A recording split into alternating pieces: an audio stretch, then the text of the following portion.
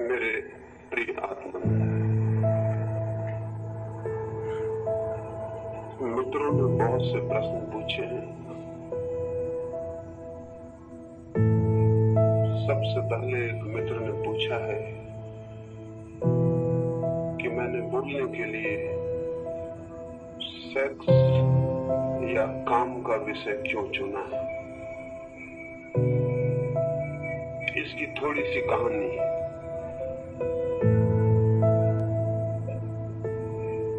एक बड़ा बाजार है। उस बड़े बाजार को कुछ लोग बंबई कहते हैं।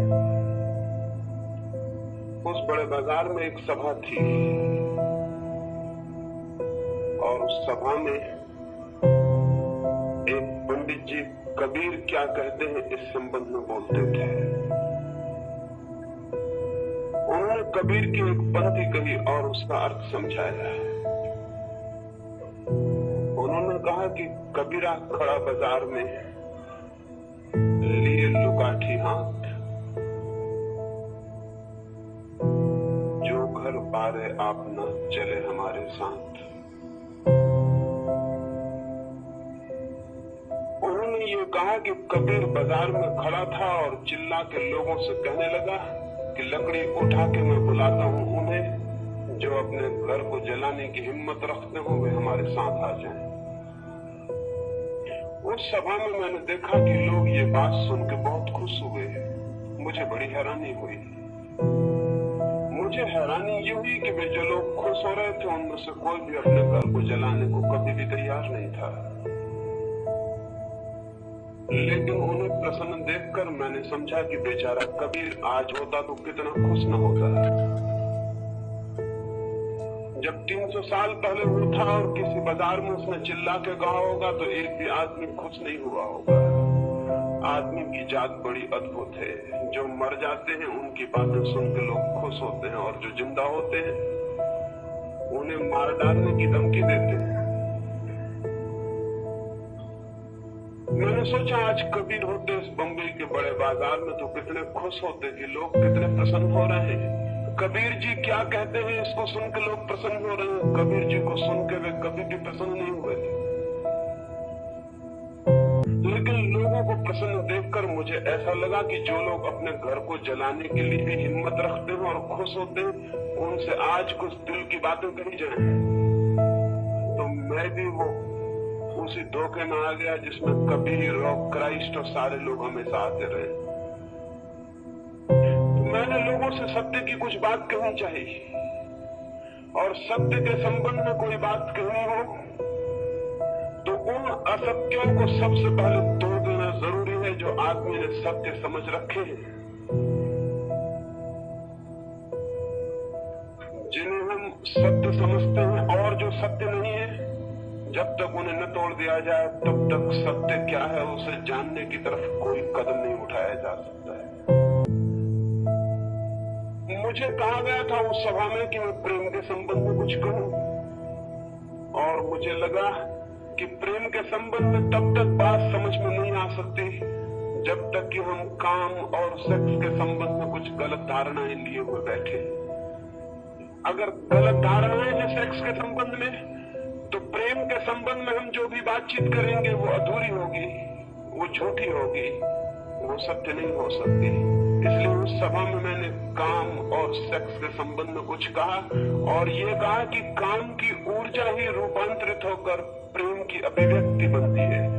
एक आदमी खाद खरीद लाता है गंदी और बदबू से भरी हुई, और अगर अपने घर के पास ढेर लगा ले तो सड़क पर से निकलना मुश्किल हो जाएगा, इतनी दुर्गंध वहां फैलेगी। लेकिन एक दूसरा आदमी उसी खाद को बगीचे में डालता है और फूलों के बीज डालता है। फिर वे बीज बड़े होते हैं, पौधे बनते हैं और फूल आते हैं और फूलों की सुगंध पास पड़ोस के घरों में निमंत्रण बन के पहुंच जाती है। रात से निकलते हुए लोगों को भी वो सुगंध छूती है। वो पौधों को लहराता हुआ संगीत अनुभव होता है। लेकिन शायद ही कभी आपने सोचा हो कि फूलों से जो सुगंध बन के प्रकट हो रहा है वो वही दुर्गंध है जो खाद से प्रकट होती थी। खाद की दुर्गंध बीजों से गुजर के फूलों की सुगंध बन जाती है। दुर्गंध सुगंध बन सकती है। काम प्रेम बन सकता है, लेकिन जो काम के विरोध में हो जाएगा वो उसे प्रेम कैसे बनाएगा? जो काम का शत्रु हो जाएगा वो उसे कैसे रूपांतरित करेगा? इसलिए काम को, सेक्स को समझना जरूरी है, ये मैंने वहां कहा, और उसे रूपांतरित करना जरूरी है। मैंने सोचा था जो लोग सिर हिलाते थे घर जल जाने पर, वे लोग मेरी बातें सुन के बड़े खुश होंगे, लेकिन मुझसे गलती हो गई।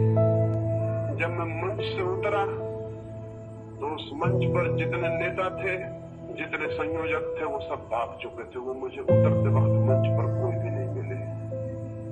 वे शायद अपने घर चले गए हों कि कहीं घर में आग न लग जाए, उसे बुझाने का इंतजाम करने भाग गए। मुझे धन्यवाद देने को भी संयोजक वहां नहीं थे। जितनी भी सफेद टोपियां थी, जितने भी खादी वाले लोग थे, वो मंच पर कोई भी नहीं थे, वो जा चुके थे। नेता बड़ा कमजोर होता है, वो अनुयायियों के पहले भाग जाता है। लेकिन कुछ हिम्मतवर लोग जरूर ऊपर आए। कुछ बच्चे आए, कुछ बच्चियां आई, कुछ बूढ़े, कुछ जवान, और उन्होंने मुझसे कहा कि आपने वो बात हमें कही है जो हमें किसी ने भी कभी नहीं कही, और हमारी आंखें खोल दी है। हमें बहुत ही प्रकाश अनुभव हुआ है। तो फिर मैंने सोचा कि उचित होगा कि इस बात को और ठीक से पूरी तरह कहा जाए, इसलिए ये विषय मैंने आज यहाँ चुना। इन 4 दिनों में वो उस कहानी जो वहां अधूरी रह गई थी उसे पूरे करने का एक कारण ये था कि लोगों ने मुझे कहा, और वो उन लोगों ने कहा जिनका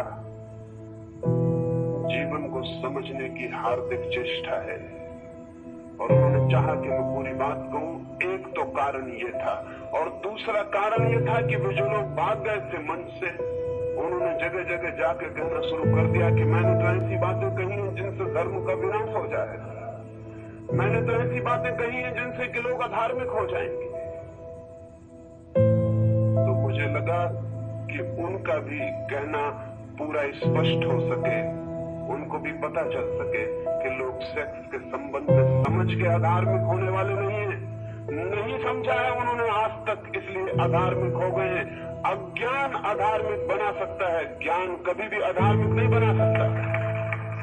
और अगर ज्ञान अधार्मिक बनाता हो तो मैं कहता हूं कि ऐसा ज्ञान उचित है जो अधार्मिक बना दे उस अज्ञान की वजह से, अज्ञान की बजाय जो कि धार्मिक बनाता हो। क्योंकि जो अज्ञान धार्मिक बनाता हो तो वो धर्म भी 2 कौड़ी का है, जो अज्ञान की बुनियाद पर खड़ा होता हो। धर्म तो वही सत्य है जो ज्ञान के आधार पर खड़ा होता है। और मुझे नहीं दिखाई पड़ता कि ज्ञान मनुष्य को कभी भी कोई हानि पहुंचा सकता है। हानि हमेशा अंधकार से पहुंचती है और अज्ञान से। इसलिए अगर मनुष्य जाति भ्रष्ट हो गई, यौन के संबंध में विकृत और विक्षिप्त हो गई, सेक्स के संबंध में पागल हो गई, तो उसका जिम्मा उन लोगों पर नहीं है जिन्होंने सेक्स के संबंध में ज्ञान की खोज की है। उसका जिम्मा उन नैतिक, धार्मिक और थोथे साधु संतों पर है जिन्होंने मनुष्य को हजारों वर्षों से अज्ञान में रखने की चेष्टा की। ये मनुष्य जाति कभी की सेक्स से मुक्त हो गई होती, लेकिन नहीं ये हो सका। नहीं हो सका उनकी वजह से जो अंधकार कायम रखने की चेष्टा कर रहे हैं। तो मैंने समझा कि अगर थोड़ी सी किरण से इतनी बेचैनी हुई है तो फिर पूरे प्रकाश की चर्चा कर लेनी उचित है, ताकि साफ हो सके कि ज्ञान मनुष्य को धार्मिक बनाता है या अधार्मिक बनाता है। ये कारण था, इसलिए ये विषय चुना। और अगर ये कारण ना होता तो शायद मुझे अचानक ख्याल ना आता इसे चुनने का। शायद इसमें मैं कोई बात ना करता। इस लिहाज से वे लोग धन्यवाद के पात्र हैं जिन्होंने अवसर पैदा कर दिया और ये विषय मुझे चुनना पड़ा। और अगर आपको धन्यवाद देना हो तो मुझे मत देना। वो भारतीय विद्या भवन में जिन्होंने सभा आयोजित की थी उनको धन्यवाद देना, उन्होंने ही ये विषय चुनवा दिया है, मेरा इसमें कोई हाथ नहीं।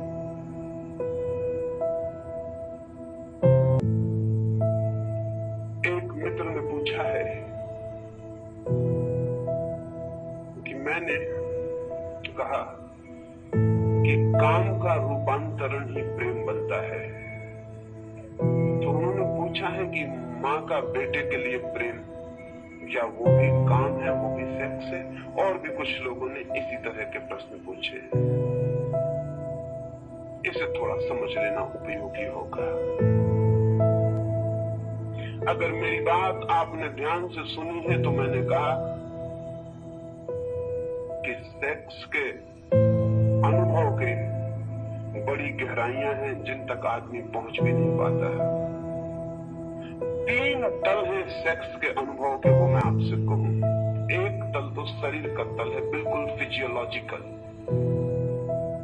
एक आदमी वेश्या के पास जाता है, उससे जो सेक्स का अनुभव होता है वो शरीर से गहरा नहीं हो सकता। वेश्या शरीर बेच सकती है, मन नहीं बेचा जा सकता, और आत्मा के बेचने का तो कोई उपाय नहीं। शरीर मिल सकता है। एक आदमी बलात्कार करता है तो बलात्कार में किसी का मन भी नहीं मिल सकता और किसी की आत्मा भी नहीं। शरीर पर बलात्कार किया जा सकता है, आत्मा पर बलात्कार करने का न कोई उपाय खोजा जा सका है न खोजा जा सकता है।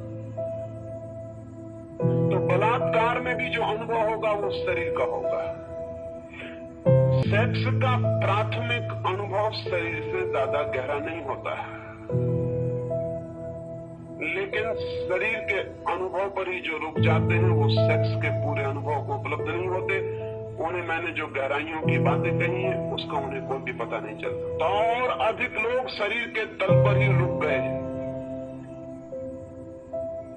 इस संबंध में ये भी जान लेना जरूरी है कि जिन देशों में भी प्रेम के बिना विवाह होता है उस देश में सेक्स शरीर के तल पर ही रुक जाता है, उससे गहरा नहीं जा सकता। विवाह 2 शरीरों का हो सकता है, विवाह 2 आत्माओं का नहीं। 2 आत्माओं का प्रेम हो सकता है। तो अगर प्रेम से विवाह निकलता हो तब तो विवाह एक गहरा अर्थ ले लेता है। और अगर विवाह 2 पंडितों के और 2 जोशियों के हिसाब किताब से निकलता हो और जाति के विचार से निकलता हो और धन के विचार से निकलता हो तो वैसा विवाह कभी भी शरीर से ज्यादा गहरा नहीं जा सकता। लेकिन ऐसे विवाह का एक फायदा है, शरीर मन की बजाय ज्यादा स्थिर चीज है। इसलिए शरीर जिन समाजों में विवाह का आधार है उन समाजों में विवाह सुस्थिर होगा, जीवन भर चल जाएगा। शरीर अस्थिर चीज नहीं है, शरीर बहुत स्थिर चीज, उसमें परिवर्तन बहुत धीरे धीरे आता है और पता भी नहीं चलता। शरीर जड़ता का तल है। इसलिए जिन समाजों ने यह समझा कि विवाह को स्थिर बनाना जरूरी है, एक ही विवाह पर्याप्त हो, बदलाहट की जरूरत ना पड़े, उनको प्रेम अलग कर देना पड़ा, क्योंकि प्रेम होता है मन से और मन चंचल है। जो समाज प्रेम के आधार पर विवाह को निर्मित करेंगे उन समाजों में तलाक अनिवार्य होगा, उन समाजों में विवाह परिवर्तित होगा। विवाह स्थायी व्यवस्था नहीं हो सकती, क्योंकि प्रेम तरल है, मन चंचल है, शरीर स्थिर और जड़ है। आपके घर में एक पत्थर पड़ा हुआ है, सुबह पत्थर पड़ा था, सांझ भी पत्थर वहीं पड़ा रहेगा। सुबह फूल खिलाता, सांझ तक मुरझा जाएगा और गिर जाएगा। फूल जिंदा है, जन्मेगा, जिएगा, मरेगा। पत्थर मुर्दा है। वैसे ही का वैसा सुबह था, वैसा ही शाम पड़ा है। पत्थर बहुत स्थिर है। विवाह पत्थर की तरह है। शरीर के तल पर जो विवाह है वो स्थिरता लाता है, समाज के हित में है, लेकिन एक एक व्यक्ति के अहित में है, क्योंकि वो स्थिरता शरीर के तल पर लाई गई है और प्रेम से बचा गया है। इसलिए शरीर के तल से ज्यादा पति और पत्नी का संभोग और सेक्स नहीं पहुंच पाता गहरे में। एक यांत्रिक, एक मैकेनिकल रूटीन हो जाती है, एक यंत्र की भांति जीवन हो जाता है सेक्स का। उस अनुभव को रिपीट करते रहते हैं और जड़ होते चले जाते हैं, लेकिन उससे ज्यादा गहराई कभी भी नहीं मिलती। जहां प्रेम के बिना विवाह होता है उस विवाह में और वेश्या के पास जाने में बुनियादी भेद नहीं है। थोड़ा सा भेद है, बुनियादी नहीं है वो। वेश्या को आप एक दिन के लिए खरीदते हैं और पत्नी को आप पूरे जीवन के लिए खरीदते हैं, इससे ज्यादा फर्क नहीं पड़ता। जहां प्रेम नहीं है वहां खरीदना ही है, चाहे एक दिन के लिए खरीदो चाहे पूरी जिंदगी के लिए खरीदो।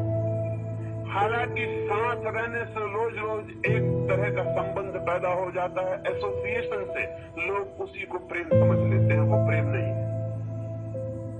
प्रेम और ही बात है।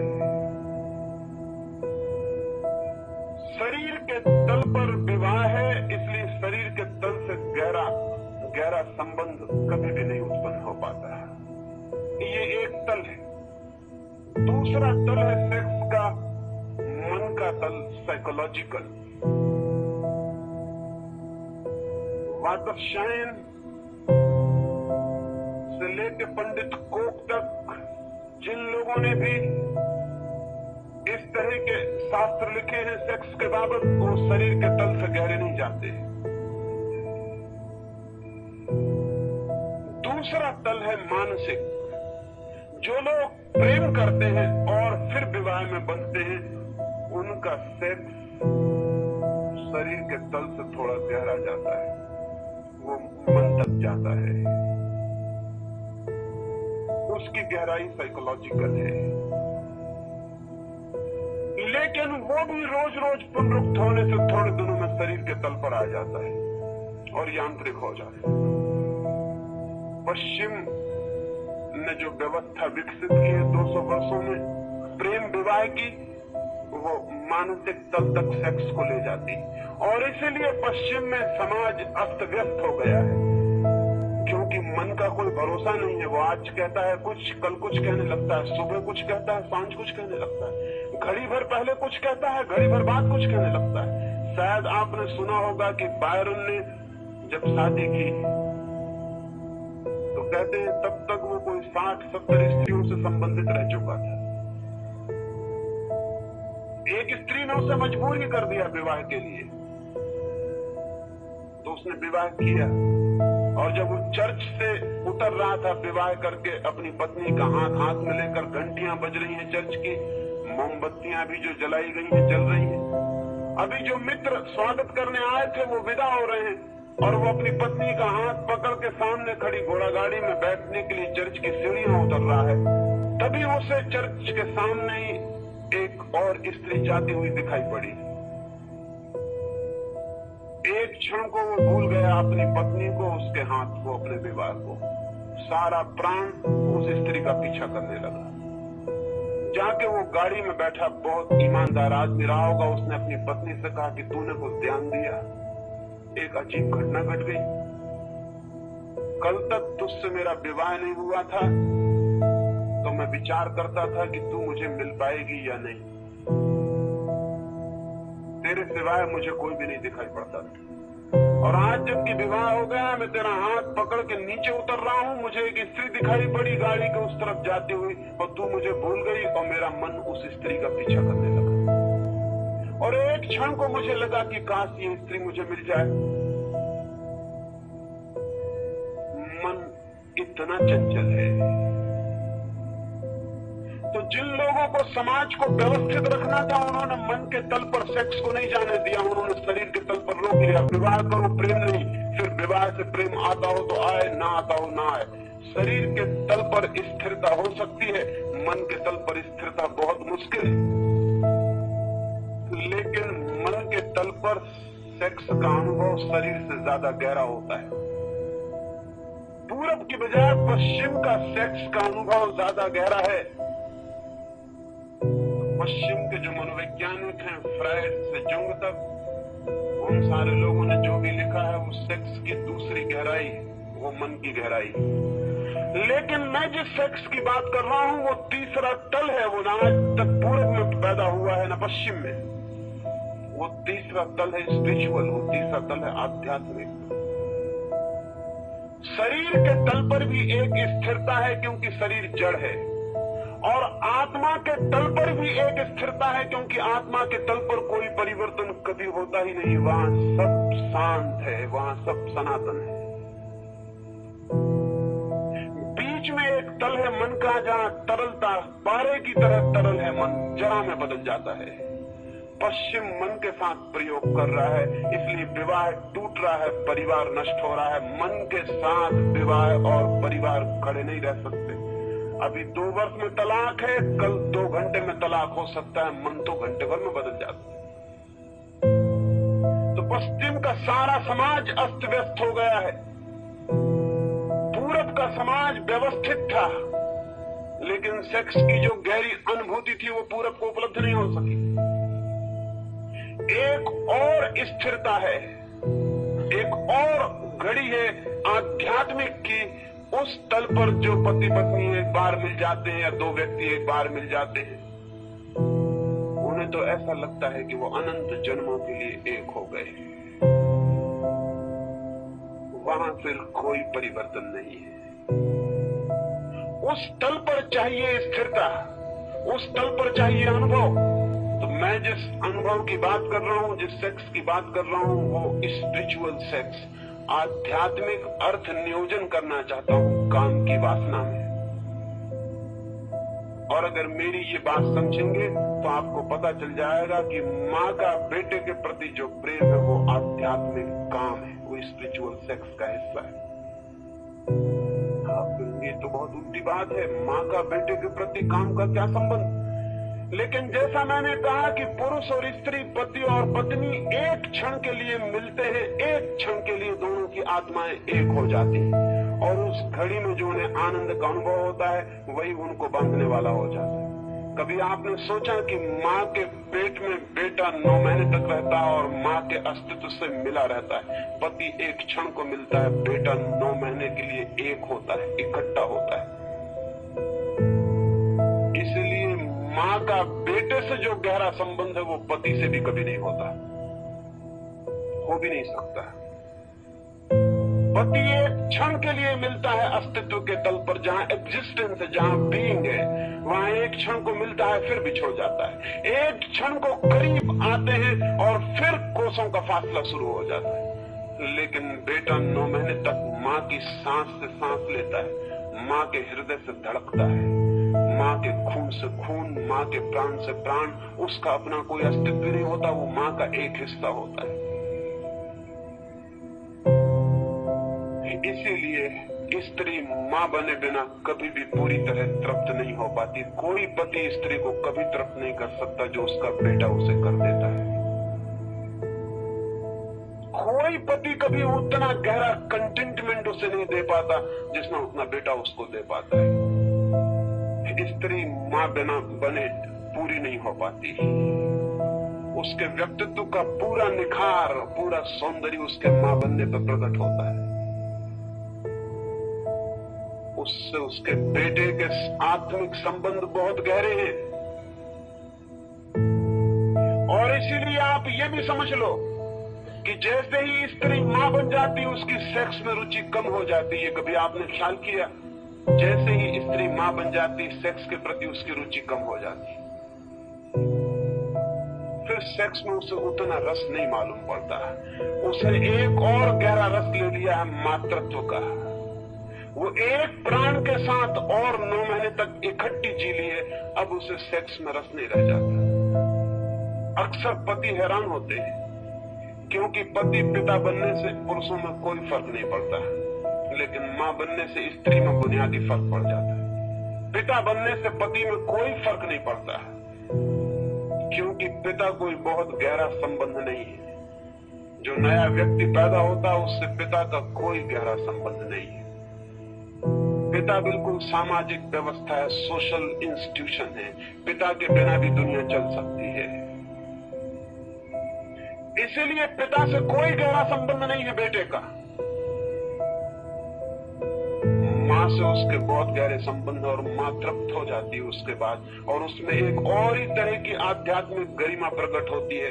जो मां नहीं बनी है स्त्री, उसको देखे, और जो मां बन गई है उसे देखे, और उन दोनों की चमक और उनकी ऊर्जा और उनका व्यक्तित्व अलग मालूम पड़ेगा। मां में एक दीप्ति दिखाई पड़ेगी, शांत, जैसे नदी जब मैदान में आ जाती तब शांत हो जाती है। जो जो अभी मां नहीं बनी है, उस स्त्री में एक दौड़ दिखेगी, जैसे पहाड़ पर नदी दौड़ती है, झरने की तरह टूटती है, चिल्लाती है, गड़गड़ाहट है, आवाज है, दौड़ है, मां बनकर वो एकदम शांत हो जाती। इसीलिए मैं आपसे संदर्भ में ये भी कहना चाहता हूं कि जिन स्त्रियों को सेक्स का पागलपन सवार हो गया, जैसे पश्चिम में, वो इसीलिए मां नहीं बनना चाहती क्योंकि मां बनने के बाद सेक्स का रस कम हो जाता। पश्चिम की स्त्री मां बनने से इंकार करती है क्योंकि मां बने कि सेक्स का रस गया। सेक्स का रस तभी तक रह सकता है जब तक वो मां ना बने।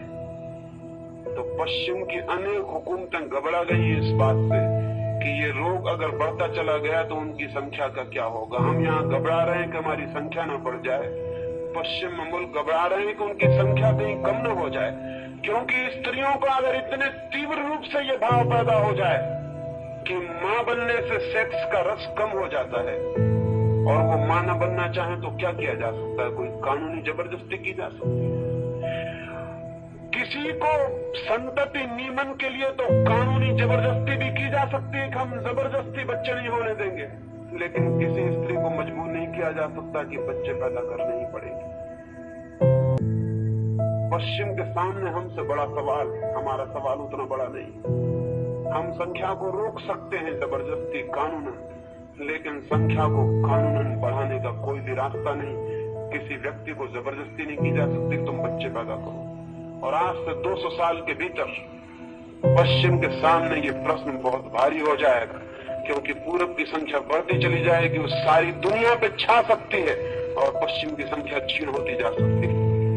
स्त्री को मां बनने के लिए उन्हें फिर से राजी करना पड़ेगा और उनके कुछ मनोवैज्ञानिकों ने ये सलाह देनी शुरू की है कि बाल विवाह शुरू कर दो, अन्यथा खतरा है। क्योंकि स्त्री होश में आ जाती तो वो मां नहीं बनना चाहती, उसे सेक्स का रस लेने में ज्यादा ठीक मालूम पड़ता है। इसलिए बचपन में शादी कर दो, उसे पता ही नहीं चले वो कब मां बन गई। पूरब में जो बाल विवाह चलता था उसके एक कारणों में ये भी था। स्त्री जितनी युवा हो जाएगी वो जितनी समझदार हो जाएगी और सेक्स का जैसे रस लेने लगेगी वैसे वो मां नहीं बनना चाहेगी। हालांकि उसे कुछ पता नहीं कि मां बनने से क्या मिलेगा, ये तो मां बनने से ही पता चल सकता है, उसके पहले कोई उपाय नहीं। स्त्री तृप्त होने लगती है मां बनके, क्यों? उसने एक आध्यात्मिक तल पर सेक्स का अनुभव कर लिया बच्चे के साथ, और इसलिए मां और बेटे के पास एक आत्मीयता है। मां अपने प्राण दे सकती है बेटे के लिए। मां बेटे के प्राण लेने की कल्पना भी नहीं कर सकती। पत्नी पति के प्राण ले सकती है, लिए हैं अनेक बार, और अगर नहीं भी लेती तो पूरी जिंदगी में प्राण लेने की हालत पैदा कर देती, लेकिन बेटे के लिए कल्पना भी नहीं कर सकती। वो संबंध बहुत गहरा है। और मैं आपसे ये भी कह दूं, जब उससे अपने पति का संबंध भी इतना गहरा हो जाता तो पति भी उसे बेटे की तरह दिखाई पड़ने लगता है, पति की तरह नहीं। यहाँ इतनी स्त्रियां बैठी और इतने पुरुष बैठे हैं, मैं उनसे ये पूछता हूं कि जब उन्होंने अपनी पत्नी को बहुत प्रेम किया है तो क्या उन्होंने इस तरह व्यवहार नहीं किया जैसे छोटा बच्चा अपनी मां के साथ करता है? क्या आपको इस बात का ख्याल है कि पुरुष के हाथ स्त्री के स्तन की तरफ क्यों पहुंच जाते हैं? वो छोटे बच्चे के हाथ हैं जो अपनी मां के स्तन की तरफ जा रहे हैं। जैसे ही पुरुष स्त्री के प्रति गहरे प्रेम से भरता है, उसके हाथ उसके स्तन की तरफ बढ़ते हैं। क्यों? स्तन से क्या संबंध है सेक्स का? स्तन से कोई संबंध नहीं। स्तन से मां और बेटे का संबंध है। बचपन से वो जानता रहा है बेटे का संबंध स्तन से है, और जैसे ही पुरुष गहरे प्रेम से भरता है वो बेटा हो जाता है। और स्त्री का हाथ कहां पहुंच जाता है? वो पुरुष के सिर पे पहुंच जाता है, उसके बालों में उंगलियां चली जाती। वो पुराने बेटे की याद है, वो पुराने बेटे का सिर है जिसे उसने सहलाया है। अगर ठीक से प्रेम आध्यात्मिक तल तक विकसित हो जाए तो पति आखिर में बेटा हो जाता है, और बेटा हो जाना चाहिए। तो आप समझिए कि हमने तीसरे तल पर सेक्स का अनुभव किया, अध्यात्म के तल पर, स्पिरिचुअलिटी के तल पर। इस तल पर एक संबंध है जिसका हमें कोई पता ही नहीं। पति पत्नी का संबंध उसकी तैयारी है, उसका अंत नहीं है, वो यात्रा की शुरुआत है, पूर्णता नहीं है। इसलिए पति पत्नी सदा कष्ट में रहते हैं, क्योंकि वो यात्रा है। यात्रा सदा कष्ट में होती, मंजिल पे शांति मिलती है। पति पत्नी कभी शांत नहीं हो सकते, वो बीच की यात्रा है। और अधिक लोग यात्रा में ही खत्म हो जाते हैं, मुकाम पे कभी पहुंच ही नहीं पाते। इसलिए पति पत्नी के बीच एक इनर कॉन्फ्लिक्ट 24 घंटे चलती है। 24 घंटे एक कलह चलती है, जिससे हम प्रेम करते हैं, उसी के साथ 24 घंटे कलह चलती, लेकिन न पति समझता न पत्नी समझती कि कलह का कारण क्या है। पति सोचता है कि शायद दूसरी स्त्री होती तो सब ठीक हो जाता, पत्नी सोचती कि शायद दूसरा पुरुष होता तो सब ठीक हो जाता, ये जोड़ा गलत हो गया। लेकिन मैं आपसे कहता हूं कि दुनिया भर के जोड़ों का यही अनुभव है। और आपको अगर बदलने का मौका दे दिया जाए तो इतना ही फर्क पड़ेगा, जैसे कि कुछ लोग अर्थी को लेके मरघट जाते हैं, कंधे पर रख के अर्थी को, एक कंधा दुखने लगता है तो उठा के दूसरे कंधे पर रख लेते हैं। थोड़ी देर राहत मिलती है, कंधा बदल गया, थोड़ी देर बाद पता चलता है कि बोझ उतना का ही उतना ही फिर शुरू हो गया। पश्चिम में इतने तलाक हो रहे हैं, उनका अनुभव यह है कि दूसरी स्त्री 10-5 दिन के बाद पहली स्त्री फिर साबित हो जाती है, दूसरा पुरुष 15 दिन के बाद पहला पुरुष फिर साबित हो जाता है। इसके कारण गहरे हैं। इसके कारण इस स्त्री और इस पुरुष से संबंधित नहीं है, इसके कारण इस बात से संबंधित है कि स्त्री और पुरुष का, पति और पत्नी का संबंध बीच की यात्रा का संबंध है। वो मुकाम नहीं है, वो अंत नहीं है। अंत तो वही होगा जहां स्त्री मां बन जाएगी और पुरुष फिर बेटा हो जाएगा। तो मैं आपसे कह रहा हूं कि मां और बेटे का संबंध आध्यात्मिक काम का संबंध है। और जिस दिन स्त्री और पुरुष में, पति और पत्नी में भी आध्यात्मिक काम का संबंध उत्पन्न होगा, उस दिन फिर मां बेटे का संबंध स्थापित हो जाएगा। और वो स्थापित हो जाए तो एक तृप्ति, जिसको मैंने कहा कंटेंटमेंट अनुभव होगा, और उस अनुभव से ब्रह्मचर्य फलित होता है। तो ये मत सोचें कि मां और बेटे के संबंध में कोई काम नहीं है, आध्यात्मिक काम है। अगर हम ठीक से कहें तो आध्यात्मिक काम को ही प्रेम कह सकते हैं, वो प्रेम है। स्पिरिचुअल जैसे ही सेक्स हो जाता है, वो प्रेम हो जाता है। एक मित्र ने इस संबंध में और एक बात पूछी है। उन्होंने पूछा है कि आपको हम सेक्स पर कोई अथॉरिटी, कोई प्रमाणिक व्यक्ति नहीं मान सकते हैं। हम तो आपसे ईश्वर के संबंध में पूछने आए थे और आप सेक्स के संबंध में बताने लगे। हम तो सुनने आए थे ईश्वर के संबंध, तो आप हमें ईश्वर के संबंध में बताइए। उन्हें शायद पता नहीं कि जिस व्यक्ति को हम सेक्स के संबंध में भी अथॉरिटी नहीं मान सकते, उससे ईश्वर के संबंध में पूछना फिजूल है।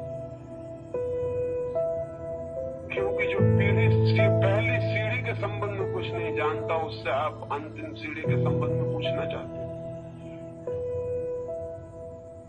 अगर सेक्स के संबंध में जो मैंने कहा वो स्वीकारी नहीं है, तो फिर तो भूल के ईश्वर के संबंध में मुझसे पूछने का भी मत आना, क्योंकि वो बात ही खत्म हो गई। पहली कक्षा के योग में मैं सिद्ध नहीं हुआ, तो अंतिम कक्षा के योग कैसे सिद्ध हो सकता हूं? लेकिन उनके पूछने का कारण है, अब तक काम को और राम को दुश्मन की तरह देखा जाता रहा है, सेक्स को और परमात्मा को दुश्मन की तरह देखा जाता रहा है।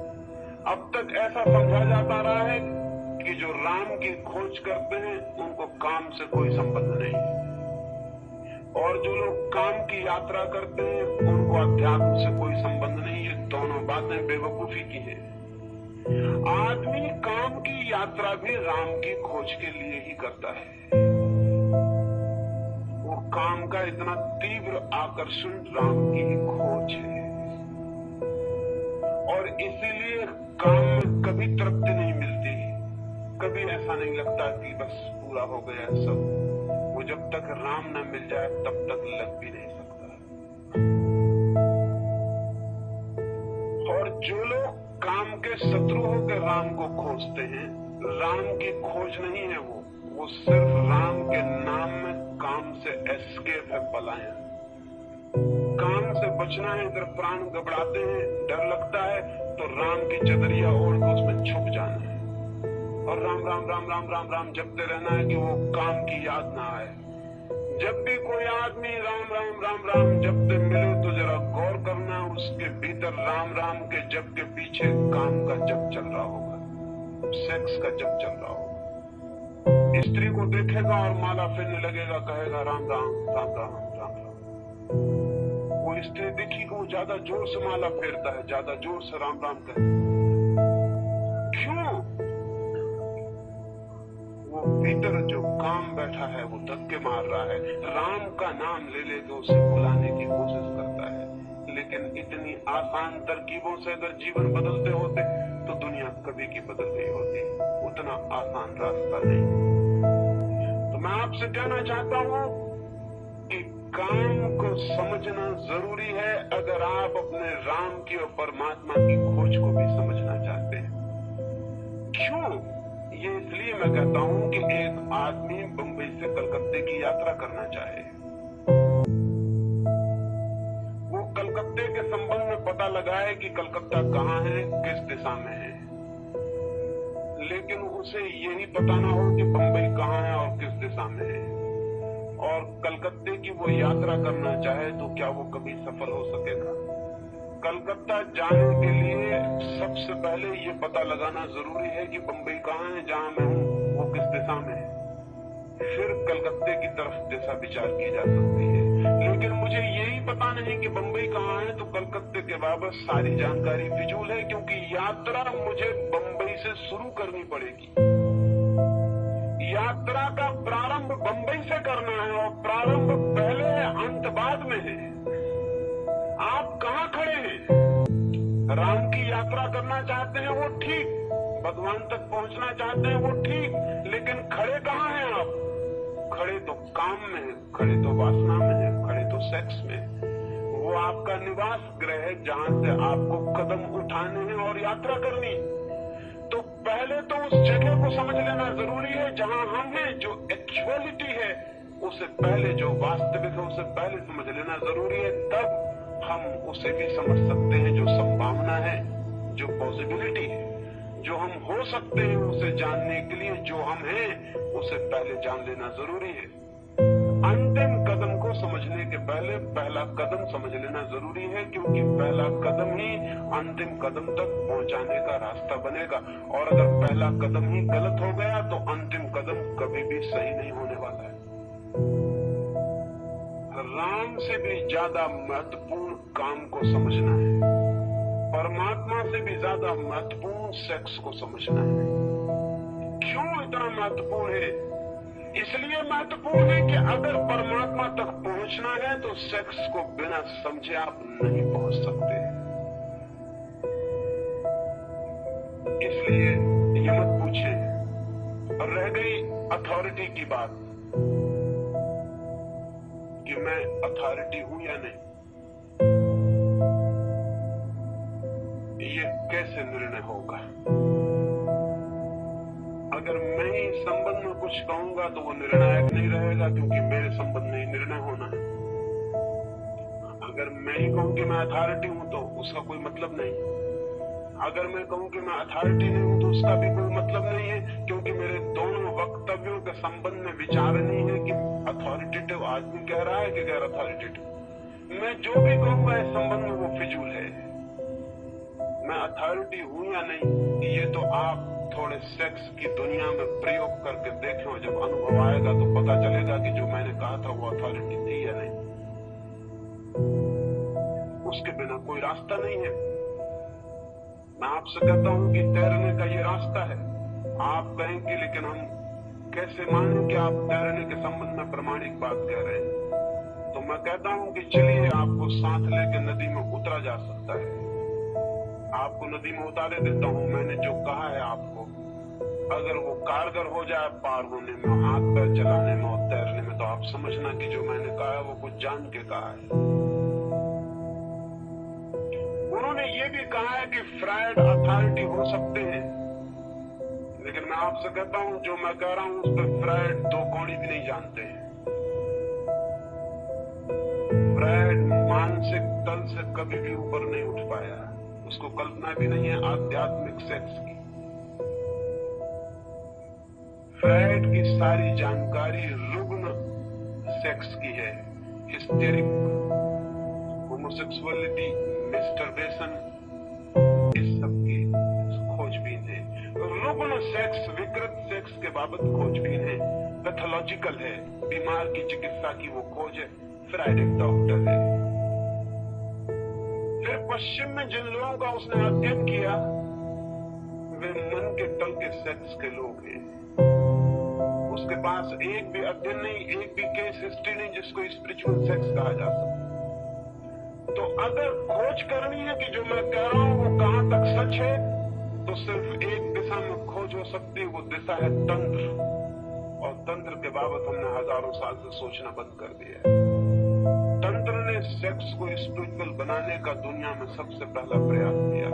खजुराहो में खड़े मंदिर, पुरी और कोणार्क के मंदिर सबूत है। कभी आप खजुराहो गए? कभी आपने जाकर खजुराहो की मूर्तियां देखी? तो आपको दो बातें अद्भुत अनुभव होंगी। पहली तो बात ये कि नग्न मैथुन की प्रतिमाओं को देख के भी आपको ऐसा नहीं लगेगा कि उनमें जरा भी कुछ गंदा है, जरा भी कुछ अगली। नग्न मैथुन की प्रतिमाओं को देखकर कहीं भी ऐसा नहीं लगेगा कि कुछ कुरूप है, कुछ बुरा है, बल्कि मैथुन की प्रतिमाओं को देखकर एक शांति, एक पवित्रता का अनुभव होगा, जो बड़ी हैरानी की बात है। वे प्रतिमाएं आध्यात्मिक सेक्स को जिन लोगों ने अनुभव किया था उन शिल्पियों से निर्मित करवाई गई है। उन प्रतिमाओं के चेहरों पर आप एक सेक्स से भरे हुए आदमी को देखें, उसकी आंखें देखें, उसका चेहरा देखें, वो घिनौना, घबराने वाला, कुरूप प्रतीत होगा। उसकी आंखों से एक झलक मिलती हुई मालूम होगी जो घबराने वाली और डराने वाली होगी।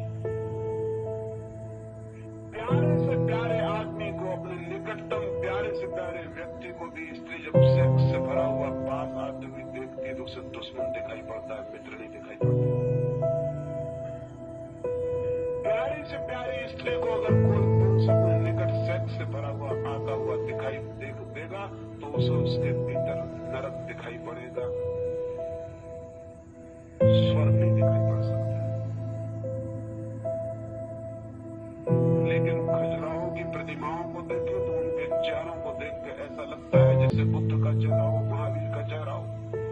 मैथुन की प्रतिमाएं और मैथुन रथ जोड़े के चेहरे पर जो भाव है वो समाधि के, और सारी प्रतिमाओं को देखने और पीछे एक हल्की सी शांति की झलक छूट जाएगी और कुछ भी नहीं।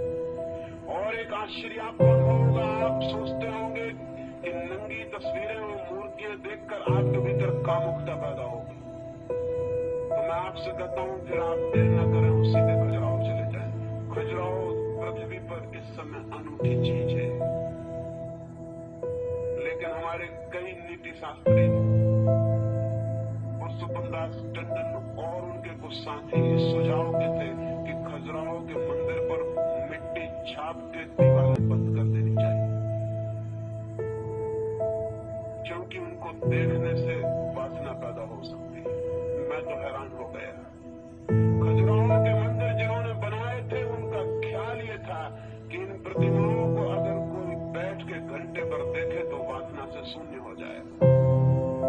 वे प्रतिमाएं ऑब्जेक्ट्स फॉर मेडिटेशन रही हजारों वर्ष तक।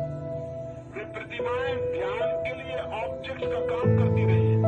जो लोग अति कामुक थे उन्हें खजुराहो के मंदिर के पास भेज के उन पर ध्यान करवाने के लिए कहा जाता था कि तुम ध्यान करो, इन प्रतिमाओं को देखो और इनमें लीन हो जाओ। और यह आश्चर्य की बात है, हालांकि हमारे अनुभव में है लेकिन हमें ख्याल नहीं। आपको पता है रास्ते पर दो आदमी लड़ रहे हो और आप रास्ते से चले जा रहे हो तो आपका मन होता है कि खड़े होकर वो लड़ाई देख लें, लेकिन क्यों? आपने कभी ख्याल किया लड़ाई देखने से आपको क्या फायदा है? 1000 जरूरी काम छोड़ के आप आधे घंटे तक 2 आदमियों की मुक्काबाजी देख सकते हैं, खड़े होकर फायदा क्या है? शायद आपको पता नहीं, फायदा एक है, 2 आदमियों को लड़ते देखकर आपके भीतर जो लड़ने की प्रवृत्ति है वो विसर्जित होती है, उसका निकास होता है, वो इवोपोरेट हो जाती है।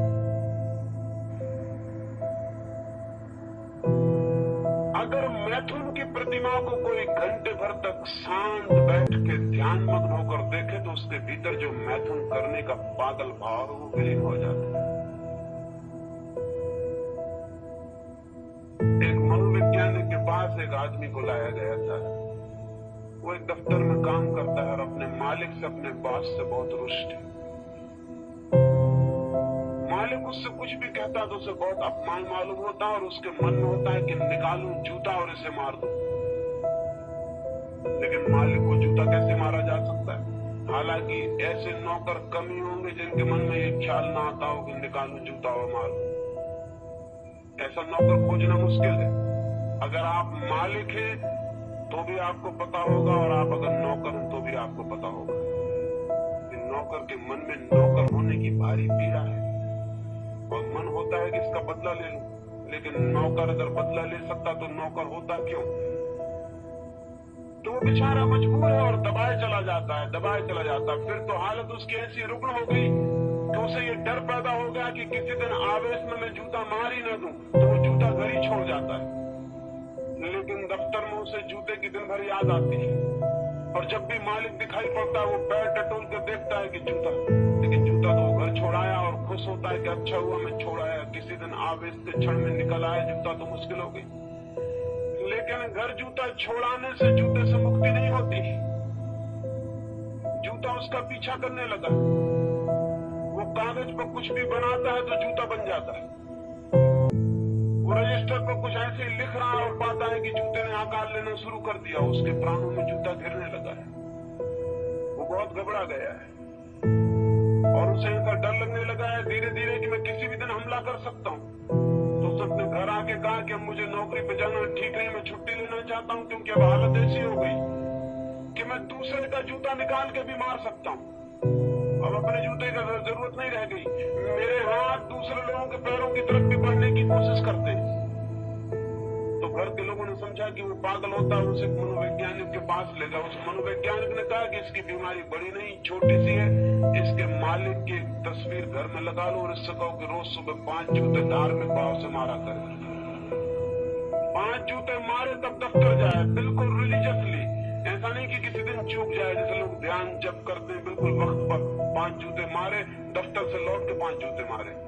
वो आदमी पहले तो बोला कि इसके क्या पागलपन की बात है, लेकिन भीतर उसे खुशी मालूम हुई। वो हैरान हुआ, उसने कहा लेकिन मुझे भीतर खुशी मालूम हो रही है। तस्वीर टांग ली गई और रोज 5 जूते मार के दफ्तर गया। पहले दिन ही जब वो 5 जूते मार के दफ्तर गया तो उसे एक बड़ा अद्भुत अनुभव हुआ। मालिक के प्रति उसने दफ्तर में उतना क्रोध अनुभव नहीं किया, और 15 दिन के भीतर तो मालिक के प्रति अत्यंत विनयशील हो गया। मालिक को भी हैरानी हुई, उसे तो कुछ पता नहीं कि भीतर क्या चल रहा है। उसने उसको पूछा कि तुम आजकल बहुत आज्ञाकारी, बहुत विनम्र, बहुत हम्बल हो गए हो, बात क्या है? उसने कहा वो मत पूछिए, नहीं तो सब गड़बड़ हो जाए। क्या हुआ? तस्वीर को जूते मारने से कुछ हो सकता है, लेकिन तस्वीर को जूते मारने से वो जो जूते मारने का भाव है वो द्रवित हुआ, वो इवोपरेट हुआ, वो वाष्पीभूत हुआ। खजुराहो के मंदिर या कोणार्क और पुरी के मंदिर जैसे मंदिर सारे देश के गांव-गांव में होने चाहिए। बाकी मंदिरों की कोई जरूरत नहीं है, वो बेवकूफी के सबूत है, उनमें कुछ नहीं है, उनमें न कोई वैज्ञानिकता है, न कोई अर्थ है, न कोई प्रयोजन है, वो निपट गंवारी के सबूत है। लेकिन खजुराहो के मंदिर जरूर अर्थपूर्ण है। जिस आदमी का भी मन सेक्स से बहुत बड़ा हो वो जाके उन पर ध्यान करे और वो हल्का लौटेगा, शांत लौटेगा। तंत्र ने जरूर सेक्स को आध्यात्मिक बनाने की कोशिश की थी, लेकिन इस मुल्क के नीति शास्त्री और जो मॉरल प्रीचर्स हैं, उन दुष्टों ने उनकी बात को समाज तक नहीं पहुंचने दिया। वो मेरी बात भी नहीं पहुंचने देना चाहते। यहां से मैं भारतीय विद्या भवन से बोलकर जबलपुर वापस लौटा और तीसरे दिन मुझे एक पत्र मिला कि अगर आप इस तरह की बातें कहना बंद नहीं कर देते तो आपको गोली क्यों न मार दी जाए। मैं उत्तर देना चाहता था, लेकिन वो गोली मारने वाले सज्जन बहुत कायर मालूम पड़े। ना उन्होंने नाम लिखा था, ना पता लिखा था। शायद वो डरे होंगे कि मैं पुलिस को न दे दूं। लेकिन अगर वो यहाँ कहीं हो, अगर होंगे तो किसी झाड़ के पीछे या कहीं दीवार के पीछे छुपे होंगे। अगर वो यहाँ कहीं हो तो मैं उनको कहना चाहता हूँ कि पुलिस को देने की कोई भी जरूरत नहीं। वो अपना नाम और पता मुझे भेज दें ताकि मैं उनको उत्तर दे सकूं। लेकिन अगर उनकी हिम्मत ना हो तो मैं उत्तर यही दे देता हूँ ताकि वो सुन ले। पहली तो बात यह है कि इतनी जल्दी गोली मारने की मत करना, क्योंकि गोली मारते ही जो बात मैं कह रहा हूँ वो परम सत्य हो जाएगी। इसका उनको पता होना चाहिए। जीसस क्राइस्ट को दुनिया कभी की भूल गई होती अगर उसको सूली पर न लटकाया गया होता। जीसस क्राइस्ट को दुनिया कभी की भूल गई होती अगर उसको सूली न मिली होती। सूली देने वाले ने बड़ी कृपा की। और मैंने तो यहाँ तक सुना है कुछ इनर सर्कल्स में जो जीवन की गहराइयों की खोज करते हैं, उनसे मुझे ये भी ज्ञात हुआ है कि जीसस ने खुद अपनी सूली लगवाने के लिए योजना और षड्यंत्र किया था। जीसस ने चाहा था कि मुझे सूली लगा दी जाए, क्योंकि सूली लगते ही जो जीसस ने कहा है वो करोड़ों करोड़ों वर्ष के लिए अमर हो जाएगा और हजारों लोगों के, लाखों लोगों के काम आ सकेगा। इस बात की बहुत संभावना है, क्योंकि जुदास जिसने ईसा को बेचा 30 रुपयों में, वो ईसा के प्यारे से प्यारे शिष्यों में से एक था। और ये संभव नहीं है कि जो वर्षों से ईसा के पास रहा वो सिर्फ 30 रुपए में ईसा को बेच दे, सिवाय इसके कि ईसा ने उसको कहा कि तू कोशिश कर, दुश्मन से मिल जा और किसी तरह मुझे उलझा दे और सूली लगवा दे, ताकि मैं जो कह रहा हूँ वो अमृत का स्थान ले ले और करोड़ों लोगों का उद्धार बन जाए। महावीर को अगर सूली लगी होती तो दुनिया में केवल 30 लाख जैन नहीं होते, 30 करोड़ हो सकते थे। लेकिन महावीर शांति से मर गए। सूली का उन्हें पता भी नहीं था, न किसी ने लगाई, न उन्होंने लगवाने की व्यवस्था की। आज आधी दुनिया ईसाई है, उसका सिवाय इसके कोई कारण नहीं कि ईसा अकेला सूली पर लटका हुआ है। न बुद्ध, न मोहम्मद, न महावीर, न कृष्ण, न राम। सारी दुनिया भी ईसाई हो सकती है। वो सूली पर लटकने से ये फायदा हो गया। तो मैं उनसे कहता हूं कि जल्दी मत करना, नहीं तो नुकसान में पड़ जाओगे। दूसरी बात ये कहना चाहता हूं कि घबराएं ना। वो मेरे इरादे खाट पे मरने के हैं भी नहीं। मैं पूरी कोशिश करूंगा कि कोई न कोई गोली मार ही दे, तो मैं खुद ही कोशिश करूंगा। जल्दी उनको करने की आवश्यकता नहीं है। समय आने पर मैं चाहूंगा कि कोई गोली मार ही दे। जिंदगी भी काम आती है और गोली लग जाए तो मौत भी काम आती है और जिंदगी से ज्यादा काम आ जाती है। जिंदगी जो नहीं कर पाती वो गोली लगी हुई मौत कर देती है। अब तक हमेशा ये भूल की है दुश्मनों ने, नासमझी की है। सुकरात को जिन्होंने सूली पर लटका दिया, जिन्होंने जहर पिला दिया, मंसूर को जिन्होंने सूली पर लटका दिया, और अभी गोडसे ने गांधी को गोली मार दी। गोडसे को पता नहीं कि गांधी के भक्त और गांधी के अनुयायी गांधी को इतने दूर तक स्मरण कराने में कभी भी सफल नहीं हो सकते थे जितना अकेले गोडसे ने कर दिया। और अगर गांधी ने मरते वक्त जब उन्हें गोली लगी और हाथ जोड़ के गोडसे को नमस्कार किया होगा तो बड़ा अर्थपूर्ण था वो नमस्कार। वो अर्थपूर्ण था कि मेरा अंतिम शिष्य सामने आ गया, अब जो मुझे आखिर और हमेशा के लिए अमर कर दिए दे रहा। भगवान ने आदमी भेज दिया जिसकी जरूरत थी। जिंदगी का ड्रामा, वो जो जिंदगी की कहानी है वो बहुत उलझी हुई है, वो इतनी आसान नहीं है। खाट पे मरने वाले हमेशा के लिए मर जाते हैं, गोली खा के मरने वालों का मरना बहुत मुश्किल हो जाता है। सुकरात से किसी ने पूछा उसके मित्रों ने कि अब तुम्हारे जहर दे दिया जाएगा और तुम मर जाओगे तो हम तुम्हारे गाड़ने की कैसी व्यवस्था करें, जलाएं, कब्र बनाएं, क्या करें? सुकरात ने कहा, पागलों, तुम्हें पता नहीं है कि तुम मुझे नहीं गाड़ सकोगे। तुम जब सब मिट जाओगे तब भी मैं जिंदा रहूंगा। मैंने मरने की तरकीब जो चुनी है वो हमेशा जिंदा रहने वाली। जब कहीं हो तो उनको पता होना चाहिए, जल्दी ना करें, जल्दी में नुकसान हो जाएगा उनका, मेरा कुछ होने वाला नहीं है, क्योंकि जिसको गोली लग सकती है वो मैं नहीं हूं, और जो गोली लगने के बाद भी पीछे बच जाता है वही हूं। तो वो जल्दी ना करें। और दूसरी बात ये कि वो घबराएं भी ना। मैं हर तरह की कोशिश करूंगा कि घाट पे न मर सकूं। वो मरना बड़ा गड़बड़ है, वो बेकार ही मर जाना है, वो निरर्थक मर जाना है। मर जाने की भी सार्थकता चाहिए। और तीसरी बात ये कि वो दस्तखत करने से न घबराएं, न पता लिखने से घबराएं,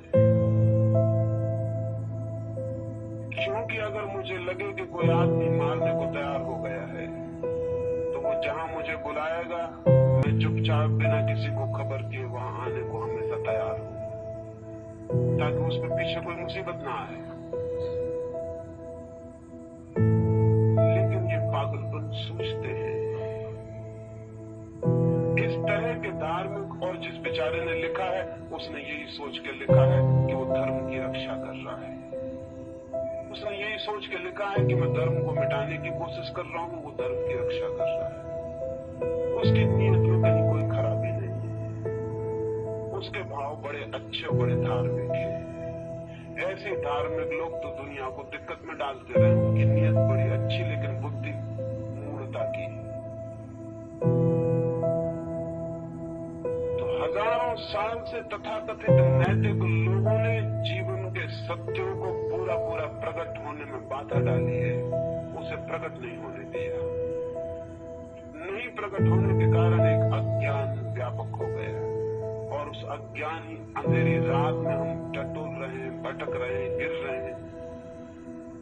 और वे मॉरल टीचर्स, वे नीति शास्त्र के उपदेशक हमारे इस अंधकार के बीच में मंच बना के उपदेश देने का काम करते रहते हैं। ये भी सच है कि जिस दिन हम अच्छे लोग हो जाएंगे, जिस दिन हमारे जीवन में सत्य की किरण आएगी, समाधि की कोई झलक आएगी, जिस दिन हमारा सामान्य जीवन भी परमात्मा जीवन में रूपांतरित होने लगेगा, उस दिन उपदेशक व्यर्थ हो जाएंगे, उनकी कोई जगह नहीं रह जाने वाली। उपदेशक तभी तक सार्थक है जब तक लोग अंधेरे में भटकते हैं। गांव में चिकित्सक की तभी तक जरूरत है जब तक लोग बीमार पड़ते हैं। जिस दिन आदमी बीमार पड़ना बंद कर देगा, उस दिन चिकित्सक को विदा कर देनी पड़ेगी। तो हालांकि चिकित्सक ऊपर से बीमार का इलाज करता हुआ मालूम पड़ता है, लेकिन भीतर से उसके प्राणों की आकांक्षा यही होती है कि लोग बीमार पड़ते रहे। ये बड़ी उल्टी बात है, क्योंकि चिकित्सक जीता है लोगों के बीमार पड़ने पर। उसका प्रोफेशन बड़ा कंट्राडिक्टरी है, उसका धंधा बड़ा विरोधी है। कोशिश तो उसकी यह है कि लोग बीमार पड़ते रहे, और जब मलेरिया फैलता है और फ्लू की हवाएं आती हैं तो भगवान को एकांत में धन्यवाद देता है, क्योंकि ये धंधे का वक्त आया, सीजन। मैंने सुना है एक रात एक मधुशाला में बड़ी देर तक कुछ मित्र आके खाना पीना करते रहे, शराब पीते रहे। उन्होंने खूब मौज की, और जब वो चलने लगे आधी रात को, तो शराब खाने के मालिक ने अपनी पत्नी को कहा कि भगवान को धन्यवाद, बड़े भले लोग आए, ऐसे लोग रोज आते रहे तो कुछ ही दिनों में मालामाल हो जाए। विदा होते मेहमानों को सुनाई पड़ गया, और जिसने पैसे चुकाए थे उसने कहा कि दोस्त, भगवान से प्रार्थना करोगा हमारा भी धंधा रोज चलता रहे, तो हम तो रोज आए। चलते चलते उस शराब घर के मालिक ने पूछा कि भाई तुम्हारा धंधा क्या है? उसने कहा मेरा धंधा पूछते हो, मैं मरघट पर लकड़ियां बेचता हूँ मुर्दों के लिए। जब मुर्दे ज्यादा मरते हैं तब मेरा धंधा चलता है, तब हम थोड़े खुश होते हैं। हमारा धंधा रोज चलता रहे, हम रोज यहाँ आते रहे। चिकित्सक का धंधा है कि लोगों को ठीक करे, लेकिन फायदा, लाभ और शोषण इसमें है कि लोग बीमार पड़ते रहे। तो एक हाथ से चिकित्सक ठीक करता है, और उसके प्राणों की प्रार्थना होती है कि मरीज जल्दी ठीक ना हो जाए। इसीलिए पैसे वाले मरीज को ठीक होने में बड़ी देर लगती है। गरीब मरीज जल्दी ठीक हो जाता है, क्योंकि गरीब मरीज को ज्यादा देर बीमार रहने से कोई फायदा नहीं है। चिकित्सक को कोई फायदा नहीं। चिकित्सक को फायदा है अमीर मरीज से। अमीर मरीज लंबा बीमार रहता है। सच तो यह है कि अमीर अक्सर ही बीमार रहते हैं। वो चिकित्सक की प्रार्थनाएं काम कर रही, उसकी आंतरिक इच्छा भी उसके हाथ को रोकती है कि मरीज एकदम ठीक ही ना हो जाए। उपदेशक की स्थिति भी ऐसी ही है। समाज जितना नीति भ्रष्ट हो, जितना व्यभिचार फैले, जितना अनाचार फैले, उतना ही उपदेशक का मंच ऊपर उठने लगता है, क्योंकि जरूरत आ जाती है कि वो लोगों को कहे अहिंसा का पालन करो, सत्य का पालन करो, ईमानदारी स्वीकार करो, ये व्रत पालन करो, वो व्रत पालन करो। अगर लोग व्रती हों, अगर लोग संयमी हों, अगर लोग शांत हों, ईमानदार हों, तो उपदेशक मर गया, उसकी कोई जगह ना रही। और हिंदुस्तान में सारी दुनिया से ज्यादा उपदेशक क्यों है? ये गांव-गांव गुरु और घर-घर स्वामी और सन्यासी क्यों है? ये महात्माओं की इतनी भीड़ और ये कतार क्यों है? ये इसलिए नहीं कि आप बड़े धार्मिक देश हैं जहां की संत महात्मा पैदा होते हैं। ये इसलिए कि आप इस समय पृथ्वी पे सबसे ज्यादा अधार्मिक और अनैतिक देश है, इसलिए इतने उपदेशकों को पालने का ठेका और धंधा मिल जाता है। हमारा तो जातीय रोग हो गया। मैंने सुना कि अमेरिका में किसी ने एक लेख लिखा हुआ था। किसी मित्र ने वो लेख मेरे पास भेज दिया। उसमें एक कमी थी, उन्होंने मेरी सलाह चाहिए। किसी ने लेख लिखा था, वहां मजाक का कोई लेख था। उसने लिखा था कि हर आदमी और हर जाति का लक्षण शराब पिला के पता लगाया जा सकता है कि बेसिक कैरेक्टर क्या है। उसने लिखा था कि अगर डच आदमी को शराब पिला दी जाए तो वो एकदम से खाने पर टूट पड़ता है, फिर वो किचन के बाहर ही नहीं निकलता, फिर एकदम खाने की मेज से उठता ही नहीं। बस शराब पी के वो 2-2, 3-3 घंटे खाने में लग जाता है। अगर फ्रेंच को शराब पिला दी जाए तो शराब पीने के बाद वो एकदम नाच गाने के लिए तत्पर हो जाता है। और अगर अंग्रेज को शराब पिला दी जाए तो वो एकदम चुप हो गए कोने में मौन हो जाता। वो वैसे ही चुप बैठा रहता और शराब पी ली तो उसका कैरेक्टर बहुत चुप हो जाता। ऐसे दुनिया के सारे लोगों के लक्षण थे, लेकिन भूल से या अज्ञान के बस भारत के बाबत कुछ भी नहीं लिखा था। तो किसी मित्र ने मुझे लेख भेजा और कहा कि आप भारत के कैरेक्टर के बाबत क्या कहते हैं? अगर भारतीय को शराब पिलाई जाए तो क्या होगा? तो मैंने कहा कि वो तो जग जाहिर बात है, भारतीय शराब पिएगा और तत्काल उपदेश देना शुरू कर देगा। उसकी कैरेक्टरिस्टिक, वो उनका जातीय गुण है।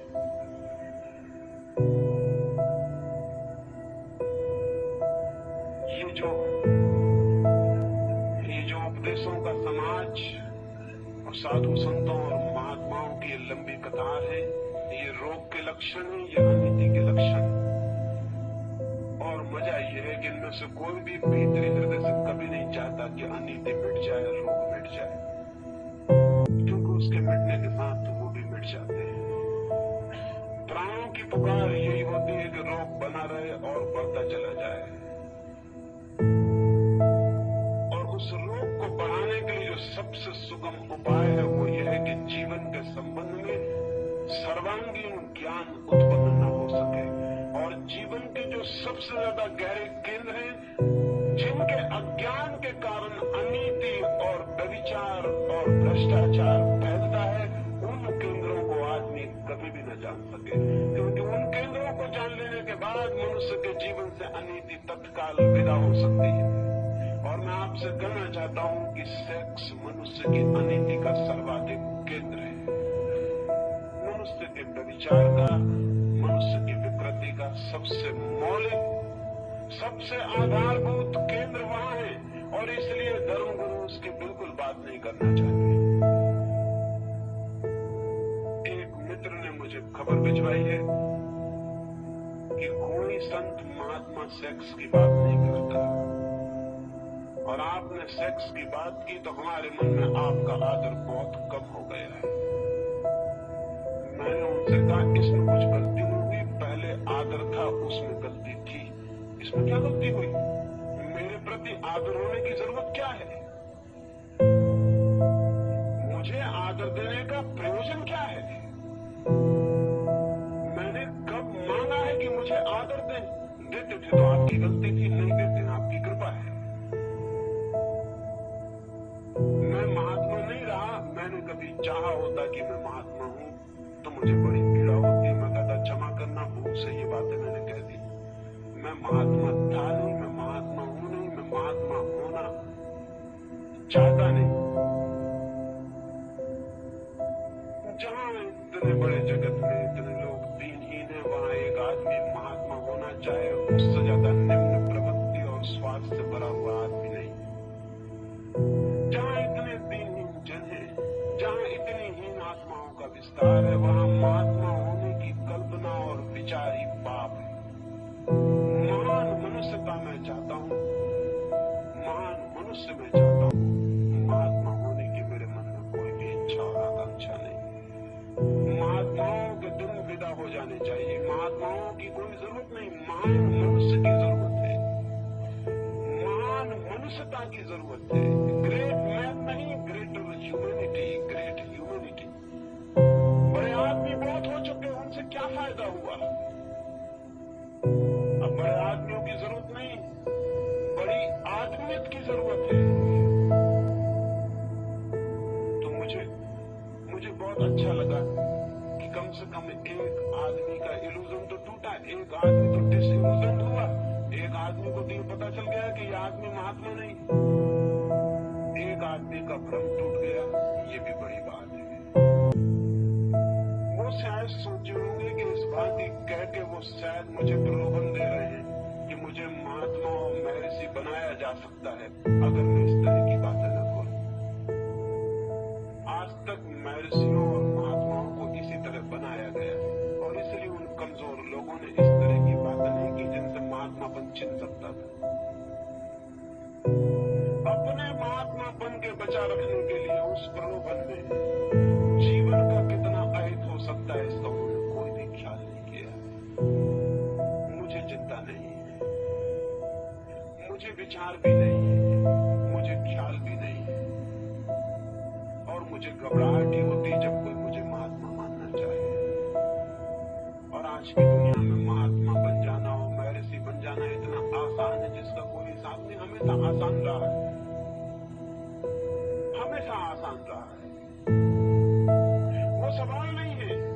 सवाल ये है कि महान मनुष्य कैसे पैदा हो, उसके लिए हम क्या कर सकते हैं, क्या सोच सकते हैं, क्या खोज कर सकते हैं। और मुझे लगता है कि मैंने बुनियादी इस सवाल पर जो बातें आपसे कही हैं वो आपके जीवन में एक दिशा तोड़ने में सहयोगी हो सकती है, उनसे एक मार्ग प्रकट हो सकता है और क्रमशः आपकी वासना का रूपांतरण आत्मा की दिशा में हो सकता है। अभी हम वासना है, आत्मा नहीं। कल हम आत्मा भी हो सकते हैं, लेकिन वो होंगे कैसे? इसी वासना के सर्वांग रूपांतरण से, इसी शक्ति को निरंतर ऊपर से ऊपर ले जाने से। जैसा मैंने कल आपको कहा, उस संबंध में भी बहुत से प्रश्न हैं, उसके संबंध में एक बात कहूंगा।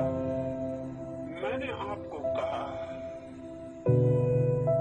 कि संभोग में समाधि की झलक का स्मरण रखें, रिमेम्बरिंग रखें और उस बिंदु को पकड़ने की कोशिश करें, उस बिंदु को जो विद्युत की तरह संभोग के बीच में चमकता है, समाधि का एक क्षण को जो चमक आती और विदा हो जाती, उस बिंदु को पकड़ने की कोशिश करें कि वो क्या है, उसे जानने की कोशिश करें, उसको पकड़ लें पूरी तरह से कि वो क्या है।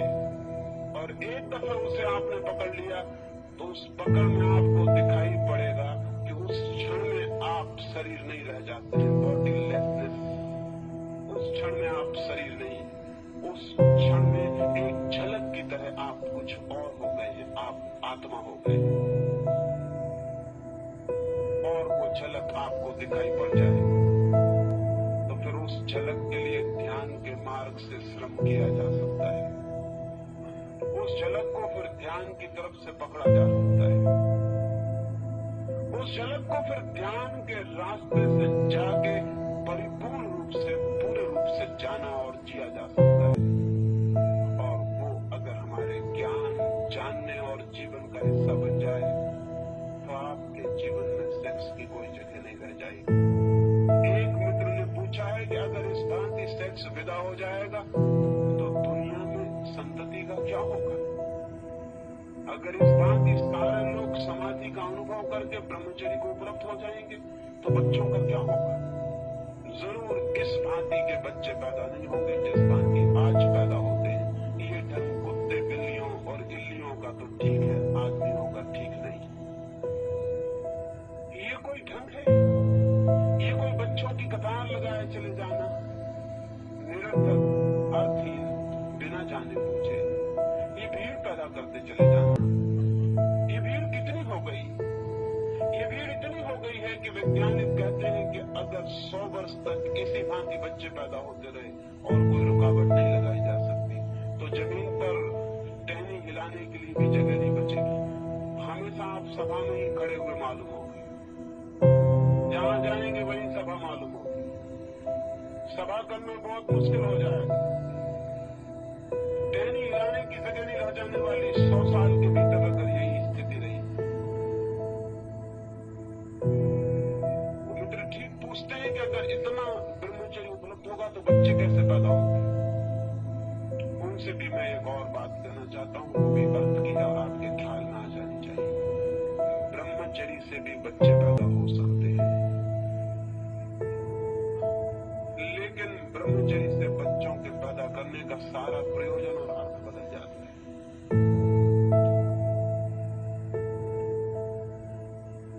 काम से बच्चे पैदा होते हैं, सेक्स से बच्चे पैदा होते हैं।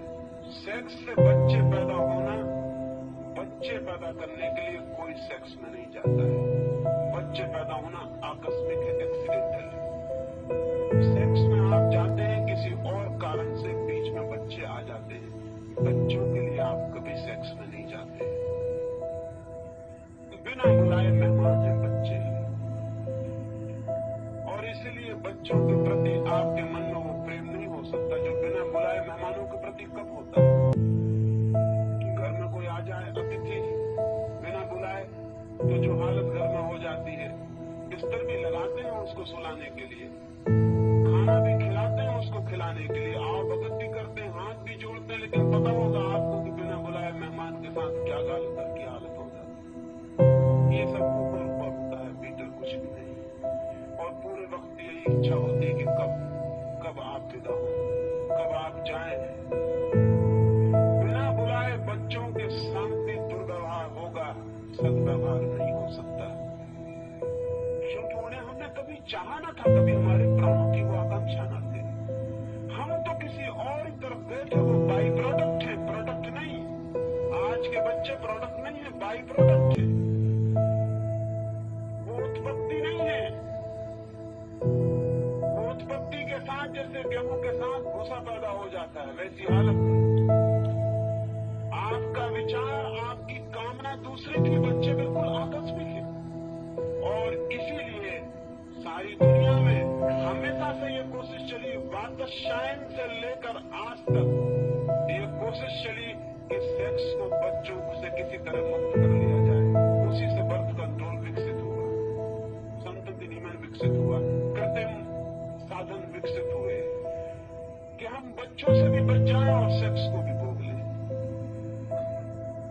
बच्चों से बचने की चेष्टा हजारों साल से चल रही है। आयुर्वेद के ग्रंथों में दवाइयों का उल्लेख है जिनको लेने से बच्चे नहीं होंगे, गर्भधारण नहीं होगा। आयुर्वेद के 3, 4, 5 हजार साल पुराने ग्रंथ इसका विचार करते हैं। और अभी आज का आधुनिकतम स्वास्थ्य का मिनिस्टर भी इसी की बात करता है। क्यों? आदमी ने ये ईजाद करने की चेष्टा क्यों की? बच्चे बड़े उपद्रव का कारण हो गए, वो बीच में आते हैं, जिम्मेदारियां ले आते हैं। और भी एक खतरा, बच्चों के आते से ही स्त्री परिवर्तित हो जाती है, पुरुष भी बच्चे नहीं चाहता, नहीं होते हैं तो चाहता है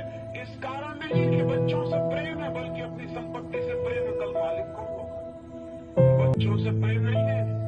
बाप जब चाहता है कि बच्चा हो जाए, घर में लड़का नहीं है, तो आप ये मत सोचना कि लड़के के लिए बड़े उनके प्राण आतुर हो रहे हैं। नहीं, आतुरता ये हो रही कि मैं रुपए कमा कमा के मरा जा रहा हूं, न मालूम कौन कब्जा कर लेगा। एक हकदार मेरे खून का उसके बचाने के लिए होना चाहिए। बच्चों के लिए कोई कभी नहीं चाहता कि बच्चे आ जाएं। बच्चों से हम बचने की कोशिश करते रहे, लेकिन बच्चे पैदा होते चले गए। हमने संभोग किया और बच्चे बीच में आ गए। वो उसके साथ जुड़ा हुआ संबंध था। ये काम जन्य संतति है, ये बाई प्रोडक्ट है सेक्सुअलिटी की। और इसलिए मनुष्य इतना रुग्ण, इतना तेजी, इतना उदास, इतना चिंतित है। ब्रह्मचर्य से भी बच्चे आएंगे, लेकिन वो बच्चे सेक्स की बाई प्रोडक्ट नहीं होंगे। उन बच्चों के लिए सेक्स एक व्हीकल होगा। उन बच्चों को लाने के लिए सेक्स एक माध्यम होगा। सेक्स से कोई संबंध नहीं होगा। जैसे एक आदमी बैलगाड़ी में बैठ के कहीं गया, उसे बैलगाड़ी से कोई मतलब नहीं। वो हवाई जहाज में बैठ के गया, उसे हवाई जहाज से कोई मतलब। आप यहां से बैठ के दिल्ली गए हवाई जहाज में, हवाई जहाज से आपको कोई भी मतलब है, कोई भी संबंध है, कोई भी नाता है? कोई नाता नहीं है। नाता है दिल्ली जाने से। हवाई जहाज सिर्फ व्हीकल, सिर्फ माध्यम। ब्रह्मचर्य को जब लोग उपलब्ध हों और संभोग की यात्रा समाधि तक हो जाए, तब भी वे बच्चे चाह सकते हैं। और लेकिन उन बच्चों का जन्म, उत्पत्ति होगी, वो प्रोडक्ट होंगे, वो क्रिएशन होंगे, वो सृजन होंगे। सिर्फ माध्यम होगा। और जिस बात की अब तक ये कोशिश की गई है, इसे बहुत गौर से सुन लेना, जिस बात की अब तक ये कोशिश की गई है कि बच्चों से बच के सेक्स को भोगा जा सके, वो नई मनुष्यता ये कोशिश कर सकती है कि सेक्स से बच के बच्चे पैदा किए जा सके। मेरी आप बात समझे? ब्रह्मचर्य अगर जगत में व्यापक हो जाए तो हम एक नई खोज करेंगे, जैसे हमने पुरानी खोज की है कि बच्चों से बचा जा सके और सेक्स का अनुभव पूरा हो जाए। इससे उल्टा प्रयोग आने वाले जगत में हो सकता है, जब ब्रह्मचर्य व्यापक होगा, कि सेक्स से बचा जा सके और बच्चे हो जाए। और ये हो सकता है, इसमें कोई भी कठिनाई नहीं, इसमें जरा भी कठिनाई नहीं है, ये हो सकता है। ब्रह्मचर्य से जगत के अंत होने का कोई संबंध नहीं। जगत के अंत का होने का संबंध सेक्सुअलिटी से पैदा हो गया। तुम करते जाओ, बच्चे पैदा हो, जगत अंत हो जाएगा। न एटम बम की जरूरत है, न हाइड्रोजन बम की जरूरत है। ये बच्चों की इतनी बड़ी तादाद, ये कतार, ये काम से उत्पन्न हुए कीड़ों मकोड़ों जैसी मनुष्यता, ये अपने आप नष्ट हो जाएगी। ब्रह्मचर्य से तो एक और ही तरह का आदमी पैदा होगा। उसकी उम्र बहुत लंबी हो सकती है। उसकी उम्र इतनी लंबी हो सकती है जिसकी हम कोई कल्पना भी नहीं कर सकते। उसका स्वास्थ्य अद्भुत हो सकता है, उसमें बीमारी पैदा न हो। उसका मस्तिष्क वैसा होगा जैसे कभी कभी कोई प्रतिभा दिखाई पड़ती है। उसके व्यक्तित्व में सुगंधी और होगी, बलि और होगा, सत्य और होगा, धर्मी और होगा। वो धर्म को साथ लेके पैदा होगा। हम अधर्म को साथ लेके पैदा होते हैं और अधर्म में जीते हैं और अधर्म में मरते हैं। और इसलिए दिन रात जिंदगी भर धर्म की चर्चा करते हैं। शायद उस मनुष्यता में धर्म की कोई चर्चा नहीं होगी, क्योंकि धर्म लोगों का जीवन होगा। हम चर्चा उसी की करते हैं जो हमारा जीवन नहीं होता है। जो जीवन होता है उसकी हम चर्चा नहीं करते। हम सेक्स की चर्चा नहीं करते क्योंकि वो हमारा जीवन है। हम ईश्वर की चर्चा करते हैं क्योंकि वो हमारा जीवन नहीं। असल में जिस चीज को हम जिंदगी में उपलब्ध नहीं कर पाते, बातचीत करके उसको पूरा कर लेते हैं। आपने ख्याल किया होगा, स्त्रियां पुरुषों से ज्यादा लड़ती है। स्त्रियां लड़ती ही रहती है, कुछ न कुछ खटपट, पास पड़ोस, सब तरफ चलती रहती है। कहते हैं कि दो स्त्रियां साथ साथ बहुत देर तक शांति से बैठे लड़ रहे हैं, ये बहुत कठिन है। मैंने तो सुना है कि चीन में एक बार एक बड़ी प्रतियोगिता हुई और उस प्रतियोगिता में चीन के सबसे बड़े झूठ बोलने वाले लोग इकट्ठे हुए। झूठ बोलने की प्रतियोगिता थी कि कौन सबसे बड़ा झूठ बोलता है, उसको पहला पुरस्कार मिल जाए। एक आदमी को पहला पुरस्कार मिल गया और उसने ये बात बोली थी सिर्फ कि मैं एक बगीचे में गया, दो औरतें एक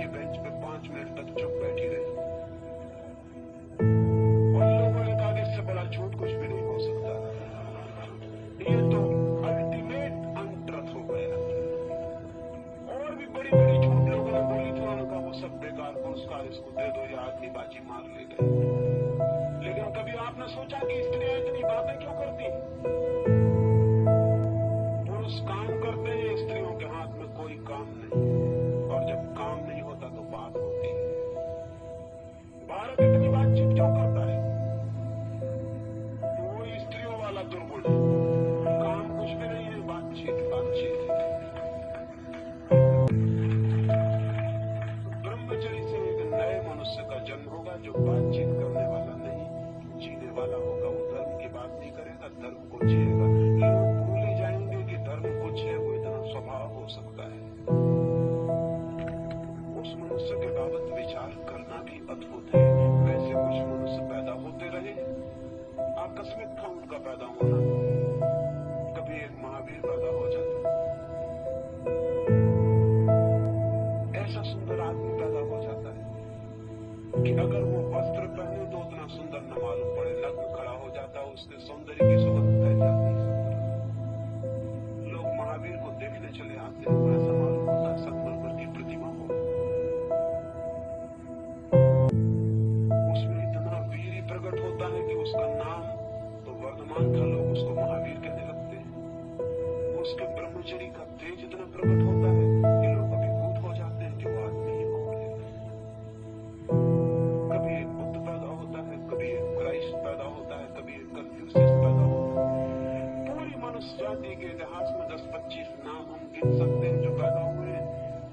जिस दिन दुनिया में ब्रह्मचर्य से बच्चे आएंगे, और ये शब्द सुनना आपको अजीब लगेगा कि ब्रह्मचर्य से बच्चे, मैं एक नए ही कंसेप्ट की बात कर रहा हूँ। ब्रह्मचर्य से जिस दिन बच्चे आएंगे, उस दिन सारे जगत के लोग ऐसे होंगे, ऐसे सुंदर, ऐसे शक्तिशाली, ऐसे मेधावी, ऐसे विचारशील। फिर कितनी देर होगी उन लोगों को कि वो परमात्मा को न जाने में परमात्मा को इसी भांति जानेंगे जिस तरह हम रात को सोते हैं। जो आदमी को नींद नहीं आती, उससे अगर कोई कहे कि मैं सिर्फ तकिए पे सिर रखता हूँ और सो जाता हूँ, तो वो आदमी कहेगा ये बिल्कुल गलत झूठ बात है। मैं तो बहुत करवट बदलता हूँ, उठता हूँ, बैठता हूँ, माला फेरता हूँ, गाय भैंस गिनता हूँ, लेकिन कुछ नहीं, नींद आती नहीं। आप झूठ कहते हैं। ऐसा कैसे हो सकता है कि तकिए पे सिर रखा और नींद आ जाए? तकिए पे सिर रखा और नींद आ जाती है? आप सरासर झूठ बोलते हैं, क्योंकि मैंने तो बहुत प्रयोग करके देख लिया, नींद तो कभी नहीं आती, रात रात गुजर जाती। अमेरिका में न्यूयॉर्क जैसे नगरों में 30 से लेकर 40% लोग नींद की दवाएं लेकर सो रहे हैं। और अमेरिकी मनोवैज्ञानिक कहता है कि 100 वर्ष के भीतर न्यूयॉर्क जैसे नगर में एक भी आदमी सहज रूप से नहीं सो सकेगा, दवा लेनी ही पड़ेगी। तो ये हो सकता है कि न्यूयॉर्क में 100 साल बाद होगा, 200 साल बाद हिंदुस्तान में होगा, क्योंकि हिंदुस्तान के नेता इस बात के पीछे पड़े हैं कि हम उनका मुकाबला करके रहेंगे, हम उनसे पीछे नहीं रह सकते। वो कहते हैं कि हम उनसे पीछे नहीं रह सकते, उनकी सब बीमारियों में हम मुकाबला करते रहेंगे। तो ये हो सकता है कि 500 साल बाद सारी दुनिया के लोग नींद की दवा लेकर ही सोए, और बच्चा जब पहले दफा पैदा हो माँ के पेट से, तो वो दूध न मांगे, वो कहे ट्रैंक्विलाइजर। नो मैंने सो नहीं पाया, तुम्हारे पेट में ट्रैंक्विलाइजर कहाँ? तो 500 साल बाद उन लोगों को ये विश्वास दिलाना कठिन होगा कि आज से 500 साल पहले सारी मनुष्यता आंख बंद करती थी और सो जाती थी। वो कहेंगे इम्पॉसिबल, असंभव है ये बात, ये नहीं हो सकता। कैसे हो सकती है ये बात? मैं आपसे कहता हूं, उस ब्रह्मचर्य से जो जीवन उपजेगा, उसको ये विश्वास करना कठिन हो जाएगा कि लोग चोर थे, लोग बेईमान थे, लोग हत्यारे थे, लोग आत्महत्याएं कर लेते थे, लोग जहर खाते थे, लोग शराब पीते थे, लोग छोरे भागते थे, लोग युद्ध करते थे। ये उनको विश्वास करना मुश्किल होगा कि ये कैसे हो सकता है। काम से अब तक उत्पत्ति हुई है, और वो भी उस काम से जो फिजियोलॉजिकल से ज्यादा नहीं। एक आध्यात्मिक काम का जन्म हो सकता है और एक नए जीवन का प्रारंभ हो सकता है। उस नए जीवन के प्रारंभ के लिए थोड़ी सी बात इन 4 दिनों में मैंने आपको